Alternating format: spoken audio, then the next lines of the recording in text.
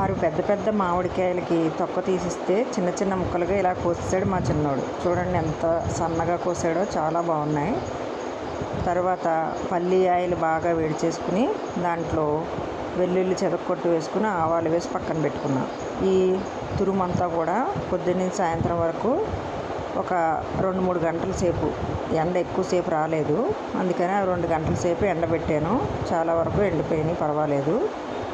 తర్వాత దానికి సరిపడా ఉప్పు, కారం, ఆవాలు, మెంతిపిండి వేశాను. తర్వాత ఆయిల్లో ఈ మామిడికాయ ముక్కలు వేసేసి ఉప్పు, కారం, ఆవాలు, మెంతిపిండి వేసేసి చక్కగా కలిపేశాను. ఆయిల్ ఒక 1/2 kg వరకు పట్టింది. ఫస్ట్ వేడి చేసి నూనె కాకుండా తర్వాత పచ్చి నూనె కూడా 1 గ్లాస్ వరకు పొయ్యాల్సి వచ్చింది. ఎందుకంటే పీల్ చేసుకుంటూ ఉంటుంది కదా. ఇదేమో ఆవకాయ పచ్చడి, ఒక నెల రోజులైంది పెట్టి, చాలా బాగుంది. ఈ పచ్చడి కూడా, ముక్క పచ్చడి కూడా చాలా సూపర్గా, వెరీ టేస్టీ స్మెల్ వస్తుంది. సూపర్. సబ్స్క్రైబ్ చేసుకోండి.